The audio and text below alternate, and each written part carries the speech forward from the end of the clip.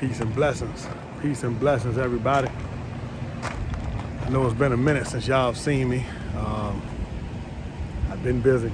I've been real busy. A little tired now. I've been doing this little paint job over Potomac Garden, painting a few of the rooms because this good brother is bringing a program that will teach children to sew, a bit of graphic design, silk screen, steam press, and a little bit of embroidery.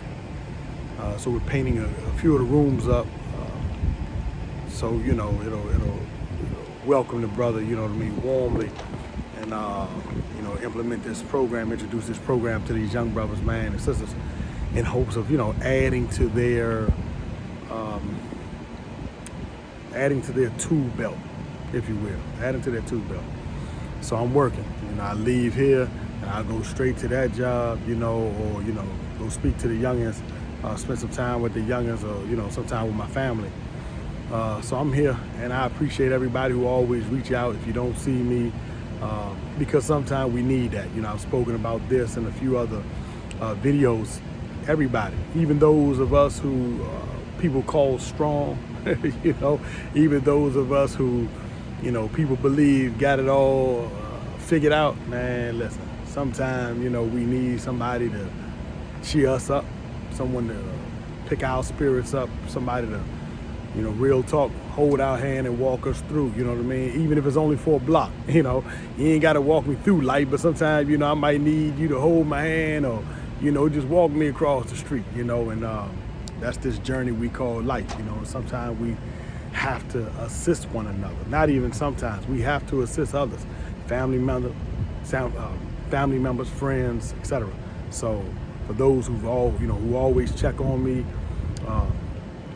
all over, you know, I appreciate you, I truly do, and it means the world to me. Just know that if you don't see me, I'm out here, I'm working. I love the youth, and also for those who donated a few dollars, a few of you did, and I truly appreciate that. We still plan on taking the kids to the zoo. We're going to try to take anywhere from 10 to 15, if not more, to the Washington Zoo. Hopefully we'll do that in about 2 weeks. So if anybody wants to donate $1 or $2, believe me, you know what I'm saying, it's accepted and it's appreciated. You know, my Cash App is Khalid, the $, Khalid, Khalid, Kareem, Karim, and the letter Y. And like I say, whatever you donate is definitely going to a good cause, man. You know what I mean? We definitely trying to take a few backpacks because the food in the zoo is expensive. We don't want to deprive them of cotton candy, but we're going to take a couple backpacks and some snacks and whatnot, fruits and whatnot. So I appreciate it. I just wanted to speak briefly on being a nuisance. Being a nuisance. You know, inside and all over, you know, we have people who are determined to just annoy people, right? And what come to mind when I thought about this, it was a young guy, his name was Baskerville. There was a lot of them. They were, many of them are from that area in Virginia called Mecklenburg. So it was, you know, it was quite a few of them, you know, it was like, I knew 3 of them that were locked up. Actually, it was a couple COs as well at different prisons. But this one guy, man, he was an annoying brother, man. And he wasn't a bad person. Like, I don't think he was, you know, like sinister, you know, cold. But he had an annoying disposition. And I'm going to be honest with you, it took me a while later on, having known him, to believe he had like mental issues. And I'm not exaggerating when I say that. Like, what type? And, you know, I'm not clinical enough to determine that. I have my suspicions. But he would walk around and kind of stare at you. Like, I'm not talking about like just look at you and look away. He'll just like, and you know, in prison, you don't really turn your head. You look at a dude, you know, count to 5 and, you know, hope somebody turn their head. That's how silly it is. Even out on these streets, the same way. It's like we got to have staring contests like that make you a better man or a harder woman, you know what I'm saying, if we just stare each other down. Nah, you look at one another, you acknowledge one another, get a little slight head, nah, to keep it moving, man. You know, keep staring at me, stare at the brick wall, you know. So, but this brother, man, he would just look. He would just look at you. And then it wasn't no like sinister look. It was, you know, wasn't like that. It was like kind of a deadpan look. And I used to just trip off because he did it with everybody. So I had some guys that actually came to me. No lie, I had about 3 guys that came to me at different times. They were like, man, brother Khalid, what's up with this dude, man? What's wrong with him, man? I'm about to pull up on him, And I be like, I don't think dude mean no harm, Yeah, it wasn't like that. And, I would tell them all the same thing. And the crazy thing is, guys or, women, or when people pull up on you, to ask your advice, or they're venting, family about family, friends about friends, more often than not, they want you to intervene. They don't really want you to just listen to their side of the story all the time and that's it. They want you to use whatever influence you have, if possible, to fix the situation, because no one likes beef, especially among friends and family, right? So sometimes, we looking for an ear, but we looking for a way to get it right. So don't just be an ear, be more than that. The Bible says God bless the peacemaker. So if you can bring peace to a situation, then do so. I done had guys come to me, man, on the inside and be like, man, this dude, man, stole me in my face. Man, I'm about to smash him. One, if he stole you and you didn't swing back, you don't want to smash him. That's a fact. That's why you coming to me. Brother Khalid gonna squash it. If I can, I'm gonna squash it. 2, even if my mind and my instinct is, man, you should have fought him back. Like, what is wrong with you? Because that's where I'm from. That's not the advice I give. Because if I say that, I don't know what that other guy is capable of doing or how far he's willing to go. Or once this battle is engaged, I don't know how far it's going to go. And I can't see a man's mom in the visitor room, his sister in the visitor room, and say, yeah, I sent him on that mission. I thought it was right. When I knew in my heart it wasn't. So I bring peace to a situation. So with that said, when guys used to come to me, about this guy, basketball, they be like, bro, Khalid, what's wrong with this dude? Why he always looking at people? What's up with him? So, I just pull him on one day. I'm like, what's up, man? How you doing? He like, what's up, bro? It was like a deadpan disposition. There was no fear, no excitement one way or another. Just what's up? I like, man, I knew your cousin. You know what I'm saying? And he had a cousin. They called him Precise. You know what I'm saying? I'm like, man, I knew your cousin was a decent dude. We had a little flow, could rap a little bit. Like, yeah, I ain't really seen him in a long time. And like I said, they got a big family, live in the Virginia area and some of those rural spots down there. So he hadn't seen them, but he acknowledged that they was family. And I'm like, man, I noticed, you know what I'm saying, you walk around, man, you all right, like you got something on your mind sometimes, like, yeah, I don't like the pod. Okay.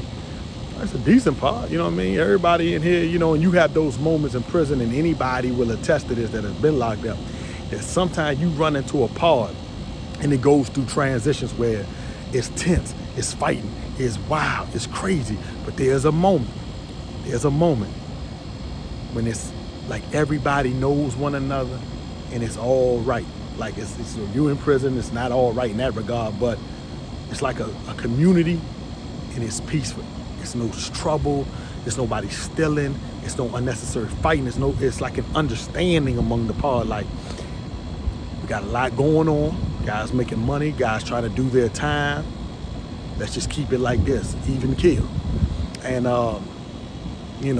at that time, the pod was, basically in that mode. And this guy was like the cancer in the environment. People was like really starting to real feel some type of way about this guy. He was a little muscular guy, and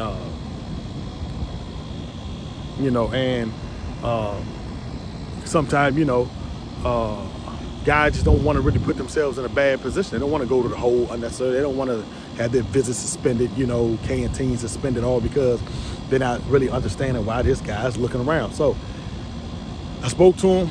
I didn't really talk to him about looking at people. Honestly, I was like, once he said he don't like the pod, I'm like, man, that's a decent pod. Chill. I tried to give him a little advice, like, just relax, man. Do some push-ups in the pod. You know what I'm saying? We got to do our bit. Like I gave him what I, consider was a peaceful spiel. Maybe an outlook. And so he got into an argument with another guy I know, an older guy I know, and the guy thought he stole something, and I don't think he did. And I told the guy that, but the guy had a knife, went into the youngin's cell, confronted him pretty aggressively. And the youngin didn't back down, but when you go in a man's cell, so the youngin was, basically like, I ain't do it, man, but you in my cell, So I told the older brother, back out, I don't think he did it. It was a soap dish. Yeah, where you put your soap in. You know, you leave a soap dish in that shower, guys will steal your soap dish and that Irish Spring soap in it. Yeah, I mean, petty. That's how silly it is. And it was so serious that you can let it go. But if guys feel like you're not going to fight for yours, then guys will take everything. So you come in the pod, you announce to the whole pod, hey, man, somebody seen a soap dish with a bar of Irish soap in there in the back shower? That was my soap dish, man. You know, if you put it somewhere cool, you know what I mean? I'm looking for it, I don't see it, but if you put it somewhere, just let me know. Man, but if you stole the soap, and this is what the guy Mike said, the old head, he said, if you stole the soap, and he went on into like saying some of the nasty stuff, you are this, your mom, dad, your grandmother, I mean, he went in trying to draw out the culprit, and this is what he did with the youngin', right? So, you know, nothing happened, I pulled him out the cell, but 2 days later, he was looking at this guy named Mo. Mo was a pretty decent guy, man. He was locked up for like, you know, he had a job. He actually went to school. I think he did like 2 robberies, you know, didn't harm nobody. So he had like 15 years. He had done 9. And he was pretty laid back. Everybody knew him. Everybody liked him as he walked, you know, past with a ready smile, you know what I'm saying, decent personality, man. And the youngin' just looked at Mo too many times, man. And, you know, I was literally standing in somebody else's cell talking. And they were like, I'm going to say 5 feet away. And the guy Baskerville walked past and looked at Mo, and Mo said, man, why you keep staring? And Baskerville said, what? What the F, man? And Mo just stole him. Boom. When he stole him, I heard the crack, because I already heard, you know, the conversation. So I'm turning around, but the, you know, the punch was thrown so fast, Mo catch him. Pop, you just heard the crack. And he grabbed youngin' by his pants and tried to, down there in the Virginia, they call it shooting the cuff. He tried to scoop him and throw him off the top tier. I mean, he grabbed his pants so fast, you know, and whoop, and he tried to pick youngin' up, man. Youngin' held on to the top tier guardrail. He held on to that thing, man, like life, you know what I'm saying, depended on it. And I mean, you know, if he'd have failed, you know, the bottom tier wasn't but maybe 15 feet away. So he would have, you know, he'd have lived. God willing, he didn't fall on his head, but he was holding on to that rail, you know what I'm saying? All them push-ups were working because he was holding on. I'm talking about I'm talking, he locked his arm in the rail, and the dude Mo, he wasn't no weak dude either. He trying to use his leg and pick the youngin' up. He grabbing the youngin' by his hands, and when I saw Baskerville trying to, like, you know, hold on, and Mo trying to toss him, and Mo's face is crazy because he kept a smile. But his face went from that smile, man, to like, he just was fed up, you know what I'm saying? So he was like trying to, you know, and they weren't even talking. You hear fight, you let me go, whatever. You hear nothing. These dudes were as silent as they wanted to be. And the CO in the booth had his back turned to us to the other part. And I turned around, I grabbed him. I'm trying to pry between them, you know, like, all right, go ahead. So I pushed Mo, you know, I pushed the dude Mo back. I'm like, go ahead, man, go ahead. So that's when the dude back, once he see myself and another guy from Norfolk that was cool with Mo, pulling him back, then he tried to jump up with you. I'm like, ho, man, you know. And we squashed it. They didn't go no further. Somehow the dude Basby actually went to the child hall that day and got into something. Swear to God, I don't even know what it is. You know, so fight today, he didn't come back to the pod. He got into something. He didn't get into another fight. He got to an argument with a CO. I think he got to an argument with a CO, like, you know, nasty argument. They went back and forth, and the CO locked him up. But he was a nuisance. There's a lesson in the Nation of Islam, general orders in the military as well. It says, allow no one to commit a nuisance on or near your post. And that's one of the problems, man. You know, we have people committing a nuisance in our communities. And I'm not saying, you know, these youngins, man, because I was a nuisance. And I apologize, man, profusely to anybody, man, that I've been a nuisance to. You know, even since I've been out, like, I don't, you know, I deal with the people I deal with. I keep my circle real small. I'm not perfect. I have little time for extra silliness, arguments. I have little time for that. But I'm not always right. Sometimes I get a little hot under the collar. Sometimes I get a little defensive because inside you walk around, man, and, you know, you're always on the defense. You don't allow people to joke with you too much if they're not in your circle. If they're in your circle, you still watch them, so you keep that joking to a minimum if you're joking. You don't play, you know, you evolve, you know what I'm saying? You're very careful of what you say and how you move. Because like I said, you know, about Baskerville, you could just be annoying somebody, man, and they just lose their cool. The next thing you know, they're hitting you in your face trying to throw you off a tier. You know, so it was that serious, you know, and, you know, he was a nuisance to the pond, and it was stirring up people. And many who are watching this know that we've seen bullies who take advantage of people in school. They pushing people, they're taking backpacks and bothering people. And then sometime, man, it's like the energy, the spirit of the people, man, produce a bully buster. And somebody come to the school, or somebody that don't bother nobody sitting there, and the bully try him or her, and that bully get punished, you know. And it's like the people put their energy into that person, man. And it's the same with the streets, man. You know, you know, we know the officers are supposed to protect and serve, but they're supposed to be the last line of defense. The first line is the community. But we have to stop being a nuisance ourselves. Family members, we have to stop being a nuisance. I don't go and try to take nothing or borrow nothing from friends and family. If I can help it, I want to add to your life. I want to take from your life. I don't want you to see my phone number and be like, oh, not him. You know, I want you to be like, okay, yeah. You know what I mean? I want to be, as TD Jake said, an asset. I don't want to be a liability, man. So, you know, don't be a nuisance. Please don't be a nuisance, man. And if you know someone is being a nuisance and you have their ear, talk to them. Let them know. You know, maybe they need a shoulders. I mean, a lot of people who are knowing folk, you know, whether in prison or out here in the streets, a lot of time they need somebody to talk to. They're bored. You know, they're bored. They're frustrated. They have a rough life, man, and they're taking all that frustration out on their environment. You know, so a lot of time, man, we have to lend them an ear. You know, give them some consideration. You know, so if we can, let us not be a nuisance. And if we know a nuisance, you know, and if we have it in us, talk to them. You know, because like I say, man, it's a wonderful thing when we can be assets to one another. We can add on to one another's lives. Yeah. Again, I thank you all, man, for being here, for supporting me truly. It's rainy out here today, and I ain't mad at it. You know, when I was young, honestly, I used to walk in the rain. My siblings can attest to this, man. I would walk out in the rain. I remember my mom used to tell me, stop going in the rain. Now I'd be on the telephone. They find out I'm on the corner phone or something like that. They'd be like, the electricity gonna shock you, the lightning gonna shock you. You know, but I used to walk in the rain, you know. It was peaceful, it was quiet. You know, when you from a rough, you know, environment, when you from these streets, man, you get tired of bumping into people, shouldering past people, having to prove you just as tough or tougher. Get tired of that, man. So a lot of time when it was raining, you know, with nobody out, you know, thugs, killers, drug dealers, nobody was out, man. And I found peace, man, and serenity. And that rain, same now, it's raining now, you know. And I find peace out here, you know, yeah.